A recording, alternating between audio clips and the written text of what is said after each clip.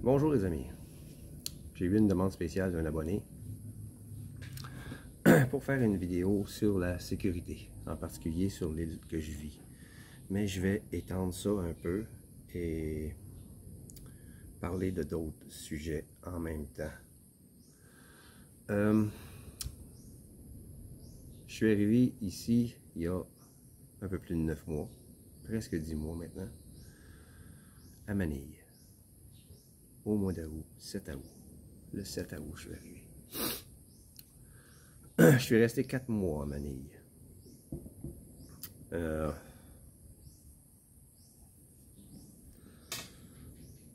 La sécurité à Manille, numéro 1. Je me suis toujours senti en sécurité. Il y a des gardes partout. Banques, certains commerces, centres d'achat. On est fouillé, scanné pour les armes à feu, les armes blanches. Si on a des sacs, ils regardent dans nos sacs. Il y a des gardiens un peu partout. On se promène sur la rue, il y a un gardien pour un restaurant. Il rouvre la porte aux clients. Il y a des gardiens partout, partout, partout. CCTV, des caméras de surveillance, partout, partout. Je me suis jamais senti pas en sécurité à Manille. Bien sûr, comme partout dans le monde, il y a toujours des quartiers malfamés qu'on peut voir le jour, on peut aller visiter le jour, pas la nuit. Certains vlogueurs font des vidéos là-dessus, disant que « je m'en vais dans le quartier le plus malfamé de Manille, Tondo. » C'est un quartier très pauvre, oui. Dans le jour, il n'y a pas de problème. Il n'y a pas de danger.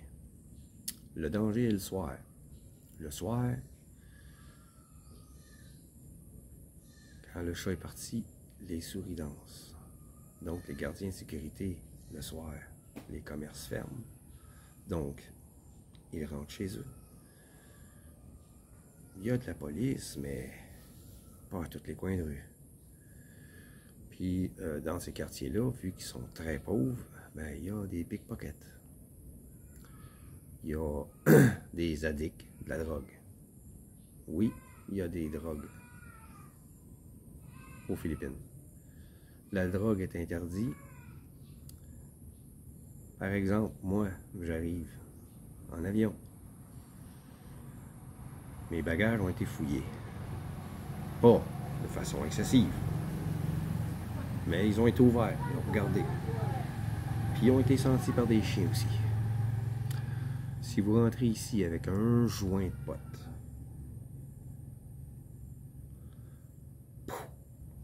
banni à vie. Vous êtes retourné à vos frais, prends le prochain avion, paye le prix que ça coûtera, mais tu t'en vas. Puis t'es banni à vie. T'es sur la blacklist. T'es ici depuis une semaine, tu te fais prendre avec un joint. Tu risques 2 ans de prison ferme.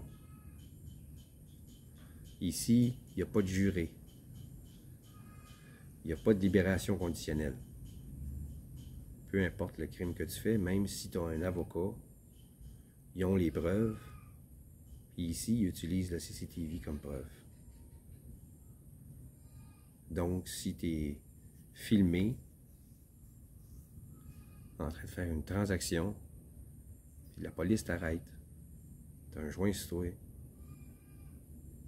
c'est 2 ans de prison minimum. T'as 2 joints, 3 joints, 4 joints, 6 joints, un sac. Un sac de potes. Tu peux faire 10 ans ferme.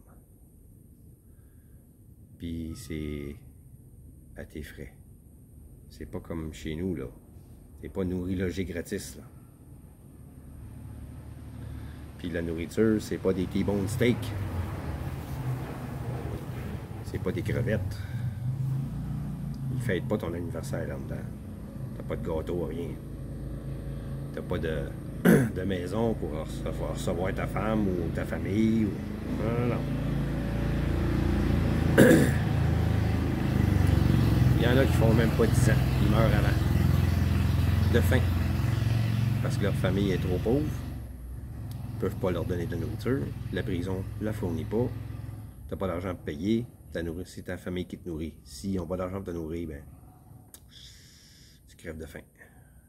Tu peux mourir là.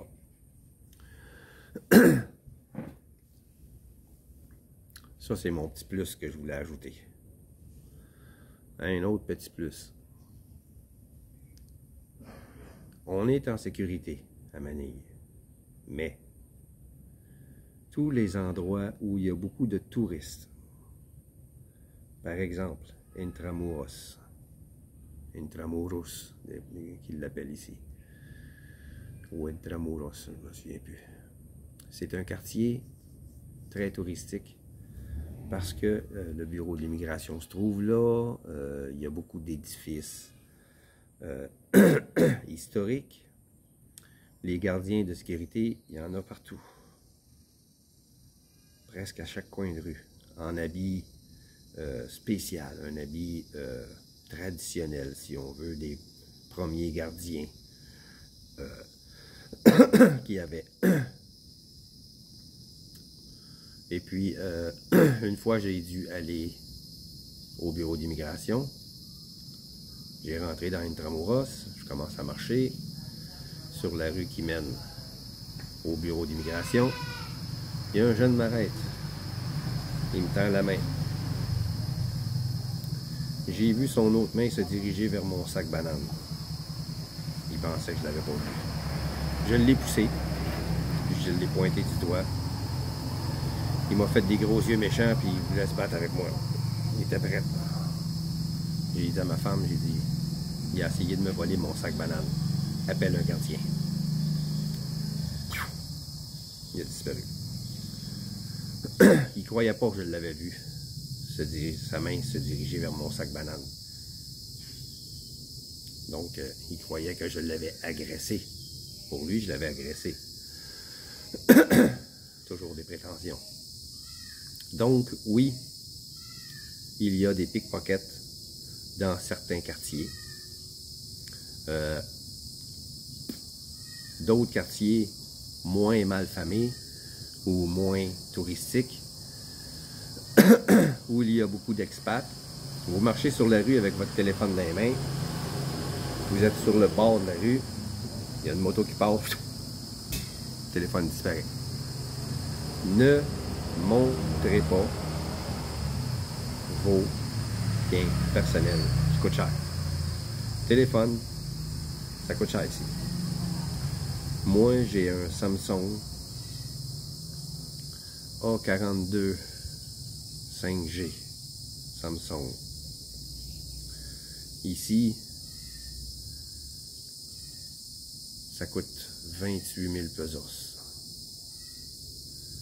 Les téléphones que la plupart utilisent coûtent à peu près 5-6 000. Ils ne peuvent pas se payer plus que ça. Mon téléphone, pour eux autres, c'est un téléphone de riche.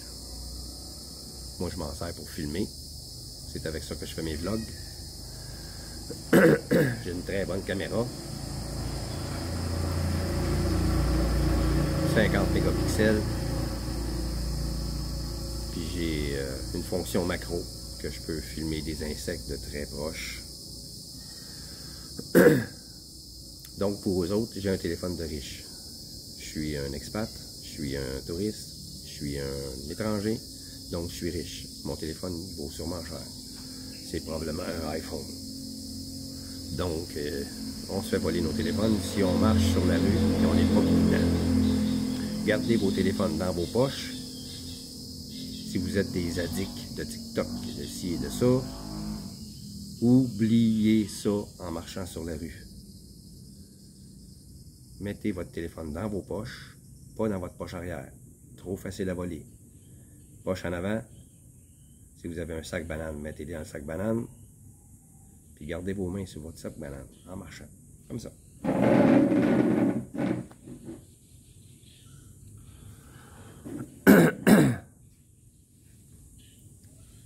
On est en sécurité, mais il y a toujours des exceptions.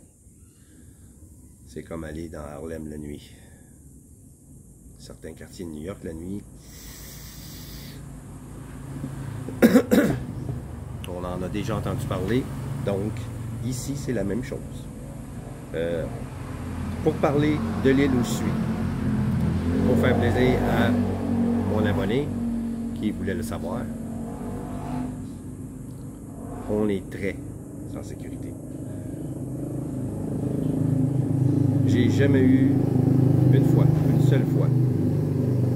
seule fois, un soir au parc en ville. Il était 11h passées. Entre 11h et 11h30. On sortait du parc sur la rue principale pour se diriger vers mon appartement en ville.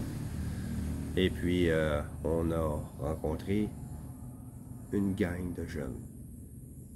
Et puis, un des jeunes a voulu mettre la main sur les fesses de ma blonde.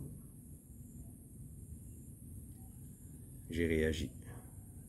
Je l'ai pris comme ça, sans serrer, comme ça. Je l'ai repoussé, puis j'ai mis mon doigt dans la face comme ça.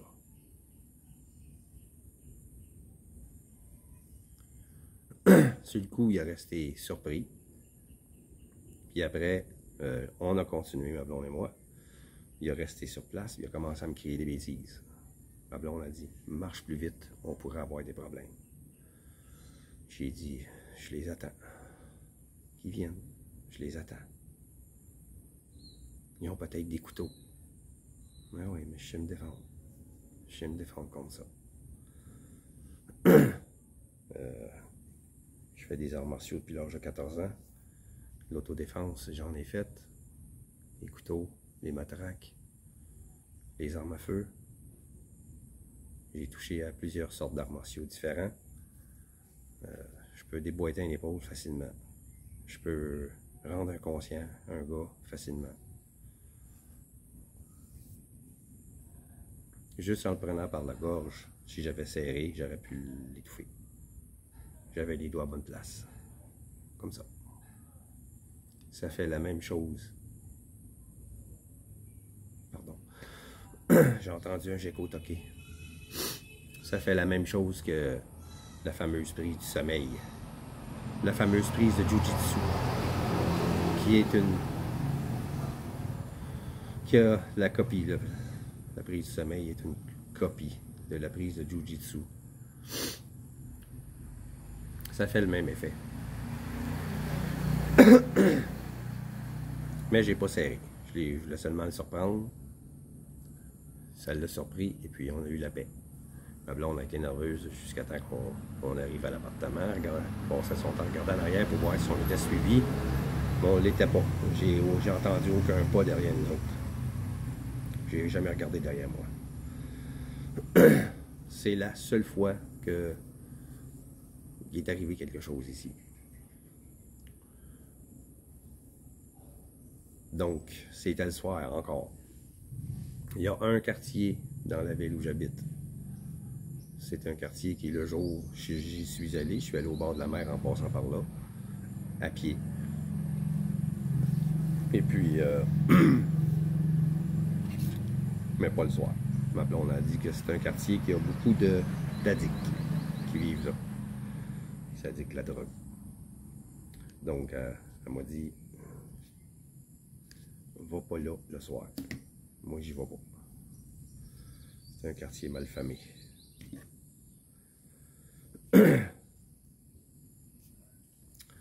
À part ça, j'ai jamais senti que j'étais en danger. La plupart des endroits où je vais, même seul, surtout seul, c'est là qu'on peut voir les vraies choses, comment ça va se passer vraiment, puisque je ne suis pas accompagné d'un ou d'une locale. Je me suis promené quelques fois en bicycle où j'habite ici. Et puis, c'est arrivé 2 fois. Je suis passé à peu près au même endroit. Il y avait des jeunes qui jouaient au basket, ils m'ont invité. Ils m'ont invité à jouer au basket avec eux autres. Pose des questions. D'où tu viens? Quel âge tu as? As-tu des enfants? Es-tu marié? Nanana. Paquet de questions. C'est tout. Là, je joue au basketball. Ils m'ont offert à boire, mais c'était de la bière. J'ai dit non, je bois pas. Je peux pas boire. C'est défendu par mon médecin. Oh, ok, sorry. J'ai dit, j'aime pas boire ou ah, ben tu sais, t'étais aux Philippines ici, tout le monde boit, tu dois boire. Je saute sur cette excuse-là que c'est défendu par mon médecin. Je pourrais mourir. Sorry. Il me donne de l'eau. Un pieux mensonge pour m'en sortir. Parce qu'ici, ils boivent beaucoup. Partout où je suis allé, le soir, presque tous les soirs, il y en a qu'à tous les soirs, ils se saoulent la gueule. Ils sont pauvres. Ils veulent oublier leur vie misérable. Ils travaillent comme des chiens, pour des peanuts. Ils ont de la misère à faire vivre leur famille. Puis l'alcool coûte pas cher. Vraiment pas cher. Le gin ici, une bouteille de gin, 1 pièce. Pas une grosse, là. Une petite bouteille de gin, une affaire de 10 onces. La plus grosse, 2 pièces et demie. À peu près. Puis ils se font de l'alcool de coco. Ils appellent ça coco wine. Ça contient à peu près 8% d'alcool. Ça saoule solide. Mais ça magane son homme. Ces gars-là qui sont addicts au coco wine finissent par avoir des goitres. Beaucoup de Filipinos ont des goitres dus à l'alcool. Le gin, les sortes de bières, c'est des lagers, mais fortes en alcool, 6,5, 7%. Le coco wine, 8%. Le gin, 40%. Puis il y en a une sorte sur la bouteille, c'est marqué 80% proof. C'est pas 80% d'alcool, mais c'est plus que 40% pour sûr. Ils sont forts là-dessus. Moi, je le sens. Puis non. De toute façon, j'aime pas le gin. Les gens boivent beaucoup. Ils fêtent beaucoup. Ils célèbrent beaucoup. C'est des gens très amicaux. Excusez, j'ai un rhume. On est en pleine saison des pluies, puis je suis habitué à 42 degrés, puis là, 30-31, c'est un petit peu trop bon. J'ai le rhume depuis une semaine. C'est des gens très amicaux, très accueillants. Vous allez marcher dans la rue, vous allez rentrer dans un barangay pour aller visiter, pour voir ce que ça a l'air. Puis les gens vont probablement vous inviter à manger, vous inviter à boire, vous arrêter pour parler. Parfois, ils vont vous demander qu'est-ce que vous cherchez. Ça m'est arrivé à Manille.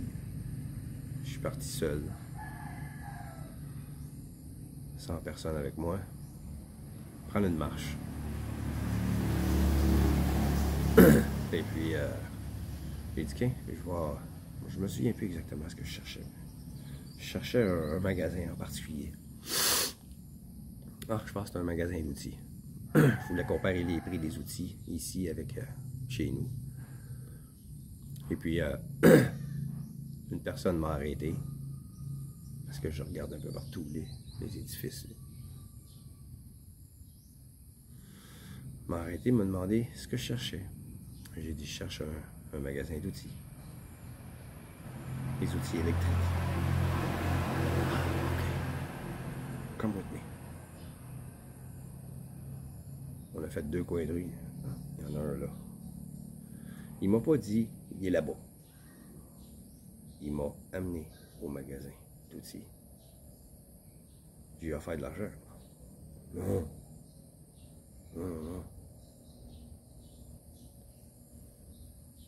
Je l'ai remercié. Je lui ai souhaité une bonne journée. Gros sourire. Parti. Ils sont pas tous de même, par exemple. Il y a toujours des exceptions. Prenez le taxi. T'es blanc. T'es un étranger. T'es noir. T'es un étranger. T'es un Chinois. Il le voit. T'es un étranger. T'embarques dans le taxi. Tu veux aller à telle place. Il dit ça va coûter tant. Toi, l'innocent, tu dis oui. Quand tu reviens de cet endroit-là, je suis allé à SMORA pour renouveler mon visa de touriste. Quand tu sors de là, il y a des taxis en bas. Puis il y a des gardiens. Le gardien te donne un papier, prends ce taxi-là. Puis là, tu dis au gars, mon adresse à l'hôtel, il part le meter. Je viens de me souvenir que l'autre avant, il n'a pas parti le meter. Il m'a demandé 500 pesos. J'arrive à l'hôtel, ça me coûte 247. Ah ben tabarnak. Je me suis fait fourrer. Je me suis fait scammer. J'ai payé le prix du tourisme.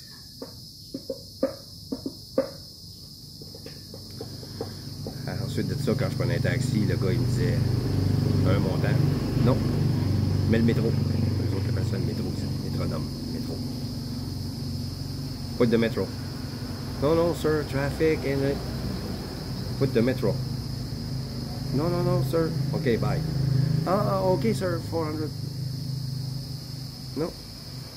You lose. Loser. Bye. I will take the next one. J'en ai plein d'autres. Puis je disais, il va-tu mettre le métro, ton gars? OK, merci, bonsoir. J'en ai plein d'autres. Une autre compagnie. Il va-tu mettre le métro? Oui, oui, oui, tous les gars mettent le métro. OK. Je l'attends à l'hôtel. Je suis embarqué dans le taxi. Ne laissez pas le chauffeur vous dire combien ça coûte. Tu lui dis, mets le métro. Pas de métro. S'il dit non, débarque du taxi. Si tu vas au Grab, qu'il appelle, c'est une moto. Tu es avec ta valise, tu embarques sur la moto, puis il te conduit. Tu débarques de l'autobus, par exemple, tu viens d'une autre province, tu débarques de l'autobus à Manille, puis tu vas aller à ton hôtel. Laisse jamais un chauffeur de moto prendre ta valise, ton sac, peu importe ce que tu as dans les mains. S'il insiste, police, il va disparaître. Ils n'ont pas le droit de faire ça. Il te force à embarquer sur sa moto. Puis il va te charger le prix qu'il veut. Parce qu'ils n'ont pas de métro sur la moto. Une ride à partir d'où est-ce que j'étais jusqu'à l'hôtel, c'est 200 pesos. Je m'en demandais 400. Je ne l'ai jamais laissé prendre ma valise. Jamais. On m'avait averti. Ne les laisse pas prendre ta valise. La blonde m'avait averti. Donc, c'est des petits trucs comme ça que j'ai appris. Je me suis fait beaucoup scammer. Beaucoup. À Manille, j'ai dépensé beaucoup trop d'argent en me faisant scammer. À toutes sortes d'endroits. Même des boutiques. On a essayé de me vendre des produits 2 fois le prix. La veille, ma femme était allée Elle a vu quelque chose. Oh, pas cher. Je vais en parler à Yves. Elle m'en parle. Ah, ok, je vais y aller. Quelle couleur? J'y vais. Le double. Non. Ah, sir, it's best quality. Je regarde, made in China. Best quality. It's a false. It's a false. My wife came yesterday. It was half the price. You ask me now. Je viens pour sortir dehors. Elle me l'offre au prix que ma femme l'a vu. Elle est venue la veille. Au même prix. No. You tried to scam me. I will never come back here again. And all the expats I know in Azure, because I'm from there, I live there. All the expats that live there, I will tell them that you are a scammer. I will tell them. J'aurais pu, si j'avais voulu, demander à parler à la gérante, faire part de la job de la fille. À quoi ça va servir? La prochaine qu'elle va engager va peut-être être pareille. Elle met 100 pesos dans la caisse, puis elle en garde ça pour elle. Il y en a plein de ça. Ils sont pauvres, puis ils gagnent un salaire de misère. Fait qu'ils essayent par tous les moyens de faire de l'argent. C'est pareil comme à Intramuros. Une autre chose. À l'immigration. Quand vous y allez pour le visa 13A, 13A visa, SRV, whatever. Les visas spéciaux. À l'extérieur, il y a des fixers. Ces gars-là vont vous dire ah, je vais tout remplir les papiers, je vais te faire ça. Dans 1 heure, tu vas avoir ton visa. Ça te coûte 50 000. Moi, on m'a demandé 25 000. Pour un SRV, j'ai entendu le gars demander 50 000 à un autre expat. Moi, c'était juste pour le 13A visa. Il m'a demandé 25 000. C'était du ci, puis du ça, puis du ci, puis du ça, puis va ici, va là, va ici, va là, va ici, va là. À un moment donné, j'ai dit à ma femme, chut, parle plus à eux autres. On rentre en dedans. Ah, but honey, tu le parles plus.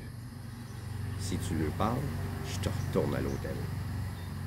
Et je vais aller faire les papiers tout seul. As-tu compris? Parce qu'avec elle, c'était toujours oui, oui, oui, oui, ok, ok. Je me suis fait scammer souvent à cause d'elle.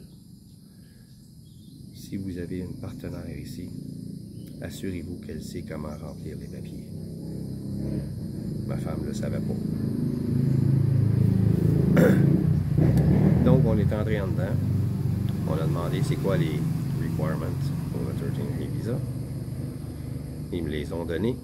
Et au lieu de les remplir sur place, puis d'avoir de la misère à comprendre, parce que l'anglais ici n'est pas tout à fait le même que le nôtre. Ils utilisent des mots pas à la même place. Ils utilisent des mots qu'on n'utilise pas, qu'on ne connaît pas. Ils ont inventé. Donc, je suis retourné à l'hôtel, puis c'est ma blonde qui les a toutes faites. Ma blonde a tout rempli mes papiers. Ça a pris une demi-heure. Je suis retourné le lendemain avec d'autres requirements que je vais aller chercher durant le reste de la journée. Puis j'ai commencé les procédures. Ne laissez jamais les fixeurs faire des choses à votre place. Le 13A visa, ça ne coûte pas 25 000. Total, ça m'a coûté 11 000. Tous les papiers que j'ai faits ailleurs, ici et là, des photocopies, parce qu'ils en veulent 3 chaque. 3 photocopies de ça, 3 photocopies de ça, 3 photocopies de ça. C'est des Xerox, ils en demandent à la tonne. Mais ça coûte pas cher. C'est les autres papiers qui peuvent coûter plus cher. Comme NBI Clearance. NBI, c'est comme l'équivalent du FBI aux États-Unis. Si ça fait plus de 6 mois que tu es ici, puis tu n'as pas un papier de chez vous plus jeune que 6 mois de date pour donner, parce que c'est un des requirements pour le 13A visa. Surtout si tu es vieux.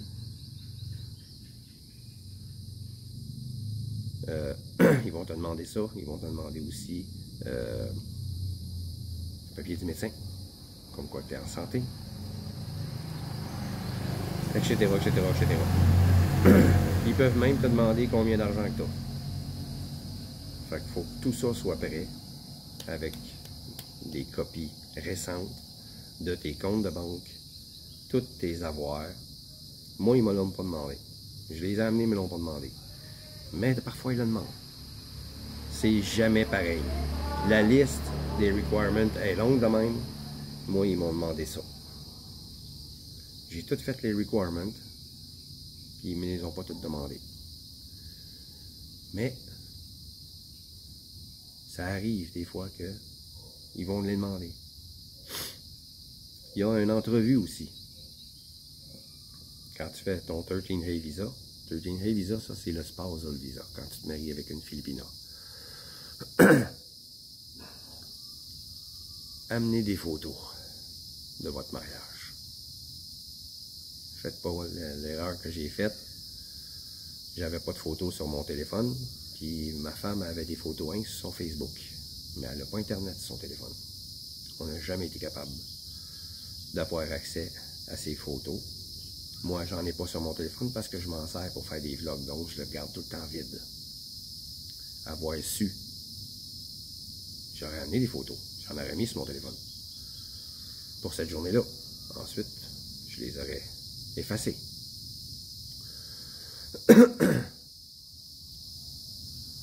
Apportez des photos. Ils vont vous demander où est-ce que vous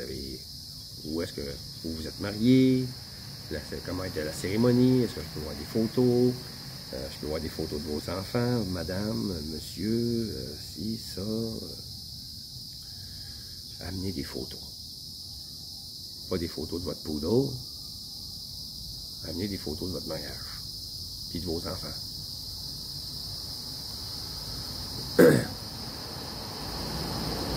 Vous voyez, le vlog c'était un peu élargi. C'est toujours informel, mais c'est important. C'est des choses importantes. Si vous avez d'autres questions, posez-les. Une question que je vais répondre sans qu'on me la pose. J'ai fait un commentaire sur un groupe d'expats francophones.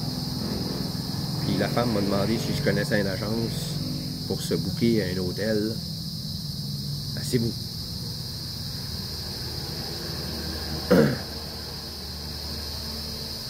J'ai dit, t'as-tu mis ta souris sur ma photo pour voir où j'habite? Ouais, j'ai vu que tu habitais aux Philippines. Ouais, mais les Philippines, là, en char ici, c'est long, c'ti. D'où est-ce que j'habite jusqu'à Manille, c'est 8 heures de trajet. OK? Puis de chez nous à Cebu, c'est plus que 12 heures, mettons. Donc, j'habite pas à Cebu. 1, j'habite pas à Cebu. 2, les agences que tu vas contacter pour avoir un tricycle, j'en connais pas. Un bateau, fais affaire avec ton agence de voyage.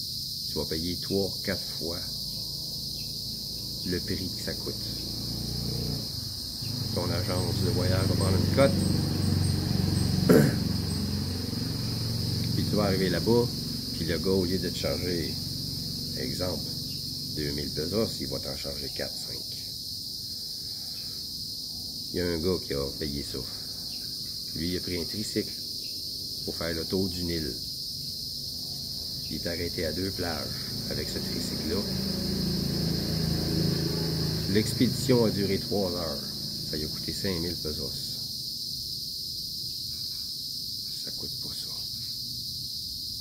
J'ai dit au gars, il dit, t'as payé le prix des touristes. J'ai dit, quand t'as payé le gars, puis t'as tourné le dos Il riait dans sa barbe. Je t'ai eu, mon hostie. Il s'est fait avoir.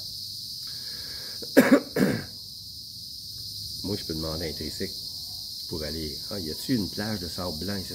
Oui. On y va. 100 pesos. Tu veux-tu m'attendre? Je vais nager un peu dans la mer. Je vais passer 1 heure ici. Pas de problème. Embarque dans le tricycle. Ramène chez nous. Un autre 100 pesos. Chris, il m'attend 1 heure, il me demande même pas une scène pour. Je lui en donne 50. Il est fou comme la marde. Il est fou comme la marde.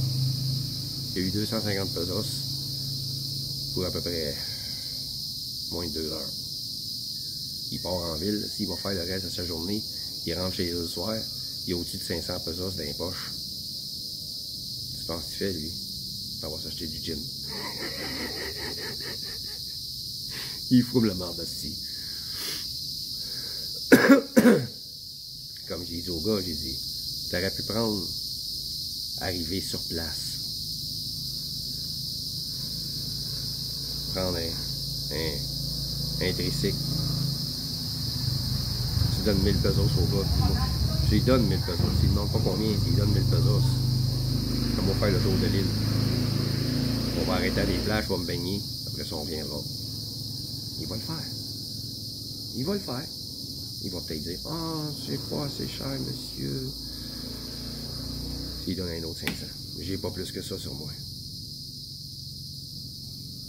Hein? J'ai pas plus que ça. Traînez pas trop d'argent sur vous autres. Traînez pas 20-25 000 pesos sur vous.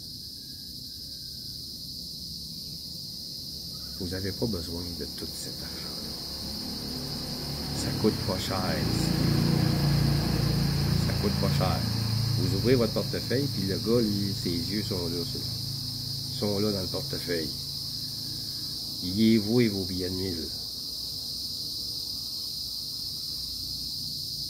Traînez pas autant d'argent sur vous autres.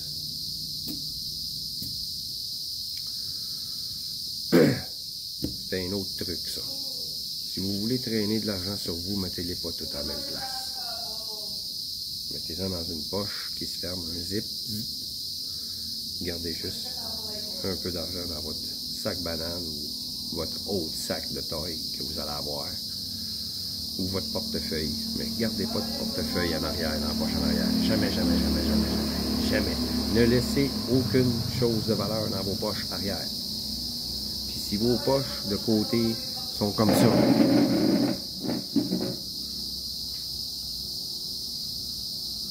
trop facile. Trop facile. Les mains se rentrent facilement là-dedans. Ils sont vite. Ils sont très vite. Donc, oui, on est en sécurité. Personne ne va vous attaquer avec un couteau. Personne ne va vous attaquer avec une matraque. C'est défendu d'avoir ce genre d'arme-là sur soi ici. C'est pour ça qu'il y a des gardes de sécurité partout, puis que vous rentrez à la banque, ils vous passent un scan. Vous rentrez dans un centre d'achat, ils vous passent un scan. Il faut y vos sacs. Si vous avez quelque chose de dur dans les poches, c'est quoi ça? C'est mon téléphone. Ah, ok. T'as rien d'autre? Non, hein? Mes clés. Ah, ok.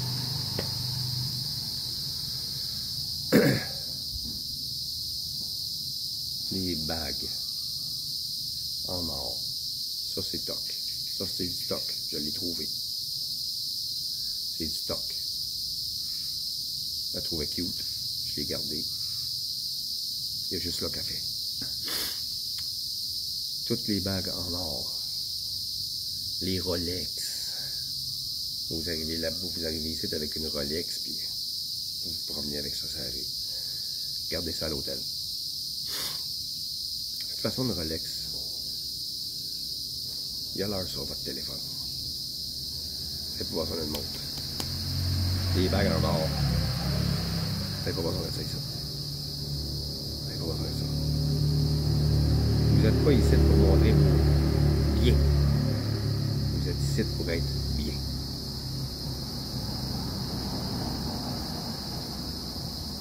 Moi, j'ai tout vendu mon or avant de partir.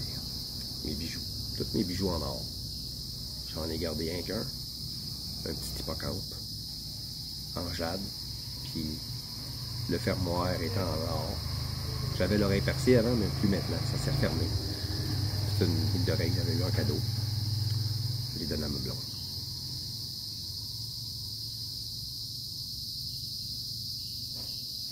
J'avais aucun bijou de valeur quand je suis arrivé ici.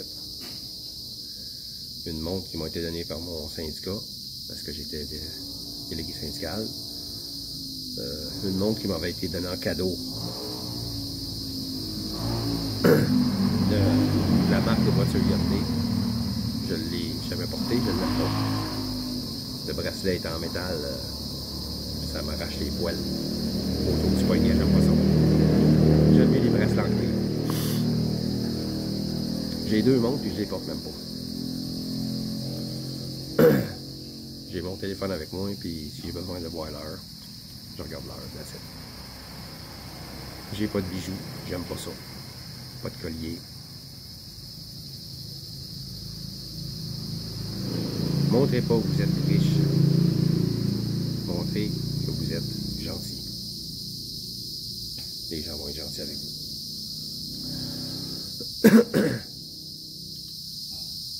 Sur la route, une autre petite chose. Je vais allonger un peu mon vidéo. Sur la route. Soyez pas pressés. La manière de conduire ici est déroutante. On est en Asie. On n'est pas en Amérique. On n'est pas en Europe. On est en Asie. La façon de conduire ici, c'est je n'attends jamais. Le monde ne veut pas attendre. Ne serait-ce qu'une seconde. Il arrive sur un coin de rue, il tourne. Les autres vont ralentir. Ils n'arrêteront pas. Ils vont ralentir. Mais eux autres, ils n'arrêteront pas. Les motos veulent tout le temps être en avant. Vous êtes en voiture, ça vous dépasse de tous les côtés. Même, la ligne est pleine. Il y a deux lignes pleines, en plein milieu de l'autoroute. C'est l'autoroute à deux voies, comme ça. Les autoroutes ici dans la province. C'est pas les autoroutes en ville. Ici, ils appellent ça le Nautical Highway. Il y a deux voies de chaque côté. Deux grosses lignes blanches dans le milieu. Tout le monde dépasse par là. Le monde ne dépasse pas par l'autre voie parce que c'est la voie des tricycles. Ils sont tout le temps dans les jambes. Il y en a tout le temps plein. Tu ne peux jamais dépasser par là. Fait que tout le monde dépasse par l'autre bord. Les motos veulent tout le temps te dépasser. Même si tu attends en ligne, tu n'as pas le choix, la route est barrée, eux autres, ils veulent passer. Eux autres, ils passent, puis ils s'arrangent. Ils s'arrangent pour passer. Ils veulent pas attendre. Personne ne veut attendre. Un camion va arriver, va te tuer de là. Il va te rentrer dedans. Arrange-toi pas pour te mettre dans le chemin. Tu vois un truck arriver, regarde ta route, puis trouve ton chemin de sortie. Ton chemin de sauvegarde. Parce que lui, t'es là, dans ta voie, sur le Nautical Highway, il décide, il dépasse le véhicule en avant de lui. Mais il est trop proche de toi. Il n'aura pas le temps. Il s'en calisse. Fait que je le vois faire sa manœuvre, je le regarde dans mes miroirs, je m'envoie dans la voie des tricycles. Il n'y a pas de tricycle, je m'envoie là. Mais je le vois de loin, là. Je le vois de loin. Il n'a même pas fait sa motion, rien. Il n'a même pas bougé. Là. Il s'en vient dans sa ligne. Je le vois venir de loin. Je regarde dans mes miroirs. J'ai-tu de la place au cas où? J'ai-tu de la place pour m'enlever?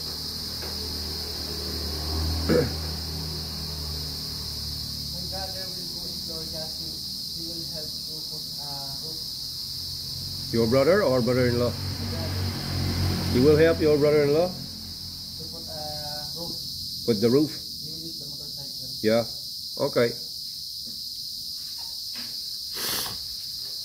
Je sais pas ce qu'ils feraient sans elle. Ils sont toujours en train de me demander pour avoir de l'aide. Et elle a dit tout le temps oui. C'est qu'elle a bon cœur. Effrayant.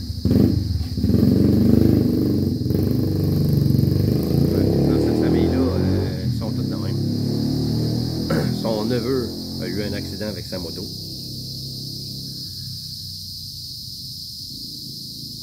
Pendant qu'on vivait en ville. Son frère voulait avoir sa moto. Fait qu'elle a amené sa moto ici. Il l'a ramené en ville. Puis son neveu a utilisé la moto sans permission. Il y a eu un accident. Brisé un miroir. Craqué à telle place. Muffler bossé.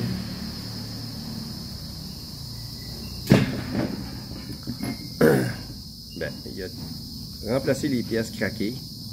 Il a tout repeinturé la moto. Un de ses chums, son père, est mécano. Il venait de réparer des motos. Il y avait des pièces de surplus.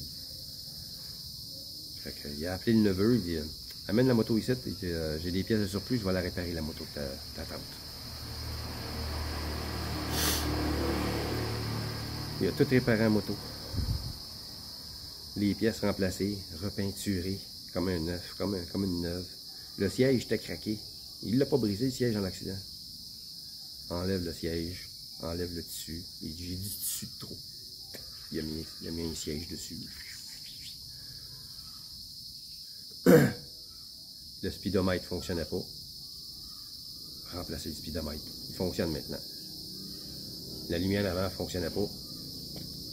Change la lumière, change le système. Ce système-là n'est pas bon. On met un système à 2 lumières au lieu de une. Ah, le fil n'est pas bon, il est groundé. Jette le fil. Mets un nouveau fil. Speedomètre marche. Lumière marche. Changer le muffler, il met un muffler neuf dessus. Changer le siège. Tout réparé. La moto d'un bout à l'autre. Repeinturé. Moto à l'aide d'une neuve. C'est une moto qui a quasiment 10 ans. À l'aide d'une neuve. Il a même fait le tune-up dessus. Ça part, là. Ça part le même. Avant, c'est... Elle a fait checker les fusibles, les bougies. Tout a été checké, le changement d'huile, ça le faisait quand même.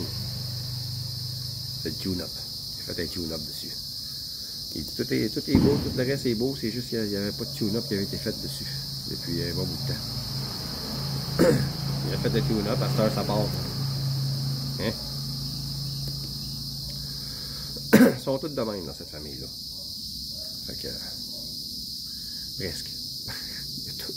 Il y a toujours des exceptions partout. Il y en a qui sont dans la famille qui abusent. Une de ses sœurs lui doit encore 16 000 pesos qu'elle y a passé l'année passée. L'année passée, elle y a passé 30 000 pesos. Il reste encore 16 000 à payer. Elle avait un job à mener, tout. Puis au lieu de rembourser ma blonde, elle s'est acheté une moto neuve.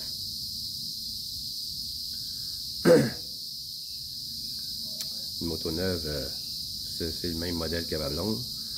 Ce modèle-là vaut à peu près entre 60 et 80 000 pesos. C'est trop dur de prendre 16 000 pesos puis de rembourser sa soeur qui l'a aidé. Puis le pire, c'est que ma blonde, c'est la plus jeune. Puis l'autre, c'est la plus vieille.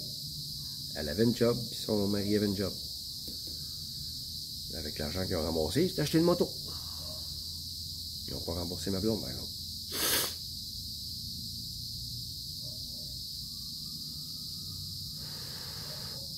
Ça m'a tenté de dire à ma blonde, parce que j'ai engagé son beau-frère, le mari de sa soeur.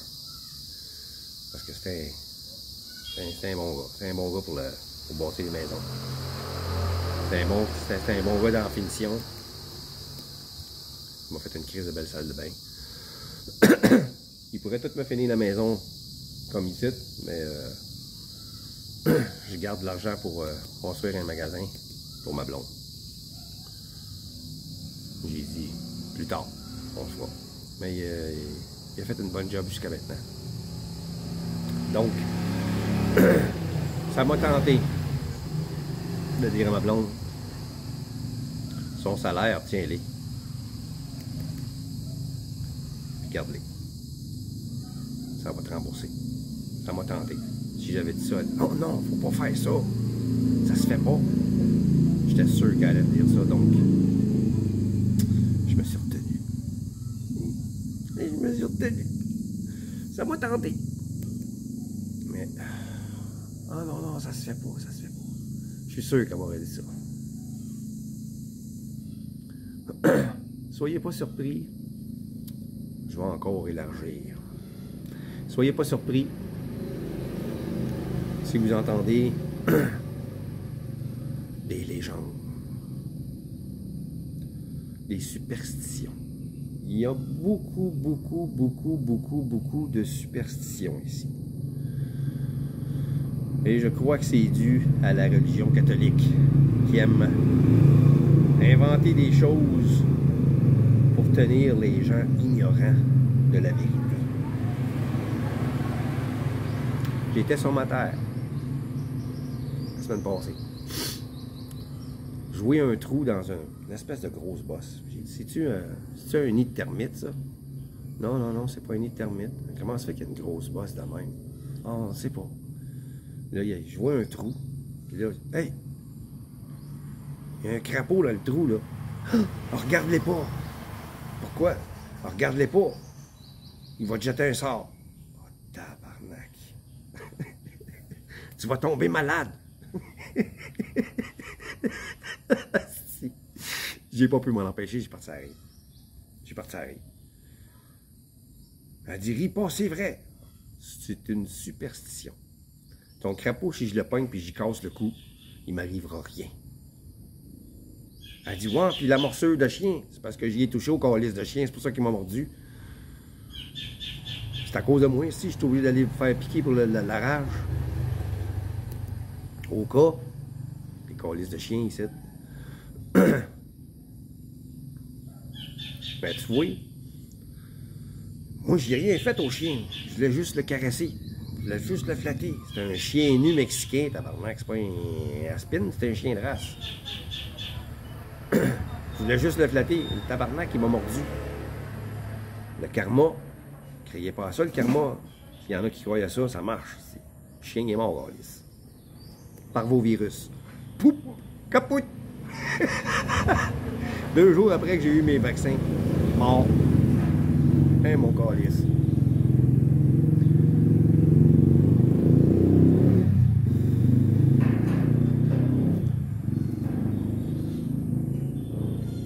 Mon chien me restait en laisser promener. Il était un petit peu trop tard. Elle a juste 4 mois. Elle se dit qu'elle va être grosse. Berger belge malinois. Il y en a 2 sortes ici aux Philippines. Le régulier, la race qui a été développée pour les Philippines. Puis il y a le Big Bone, comme le mien, qui a été importé de Belgique. Ou de Néderlande. La mienne, je ne sais pas d'où est-ce qu'elle vient exactement, mais c'est un Big Bone. Elle a 4 mois. Puis ça va grandir jusqu'à l'âge d'1 an, ce chien-là. Peut-être un peu plus. 1 an et demi, peut-être.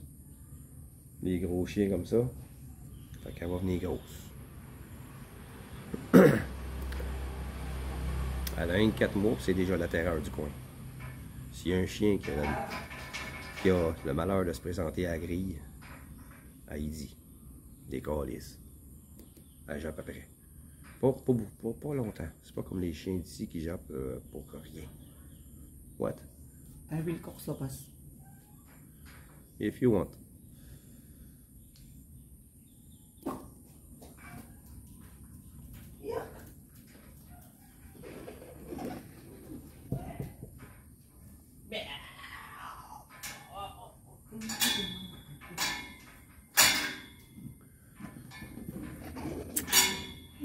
You're so heavy. Heavy. She's too big for that now.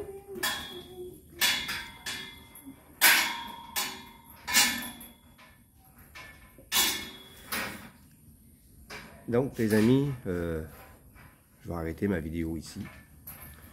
Je crois avoir donné beaucoup d'informations, plus qu'on m'en demandait. Mais je suis parti dans ma tête de TDAH, puis les choses arrivaient, puis il fallait que je les sorte. Je trouvais ça important. Donc, si vous avez d'autres questions, ne vous gênez pas. Si vous êtes nouveau sur la chaîne, mon nom c'est Yves, Québécois, du Canada, à la retraite aux Philippines. Et je me suis acheté une terre, je suis en train de construire une maison dessus, pour me faire une ferme, en vivre. Donc, si mon aventure vous intéresse, si vous avez des questions, pas vraiment des questions touristiques, parce que je suis arrivé ici, oui, en tant que touriste, mais je ne suis pas un touriste. Je ne suis pas allé à Palawan, je ne suis pas allé à Boracay, je ne suis pas allé à Cebu, je ne me promène pas aux Philippines. Je suis venu ici pour m'installer et rester où je suis, vivre de ma ferme. Donc, si ça vous intéresse, ce genre d'aventure-là, tout le côté touristique ne m'intéresse pas. Je suis sur des groupes, j'en entends parler, puis parfois, j'ai pas de cheveux. Le peu que j'ai, il me frise. Donc, c'est pas quelque chose qui m'intéresse. Mon aventure, c'est que je suis retraité aux Philippines. Je vais opérer une petite ferme, pas pour faire de l'argent. Je veux pas devenir millionnaire. Je veux en vivre. Autosuffisant. C'est mon but. Je veux être autosuffisant. Je veux être heureux. La vie que je menais au Canada me rendait fou. J'étais malheureux. J'étais ignoré des femmes. J'ai des lunettes. J'ai plus de 50 ans, j'ai pas de cheveux, j'ai pas plein de tatous, j'ai pas de moto. J'ai pas d'Harley Davidson. Je suis pas un bad boy. Donc j'étais invisible.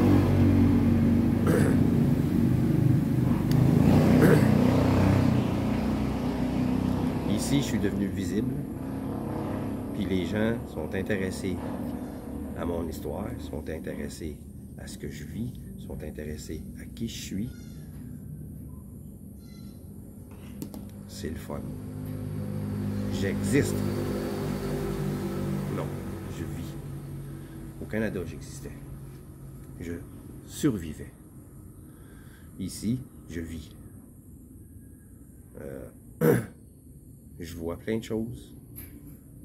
Je fais des vlogs. Où est-ce que je vais?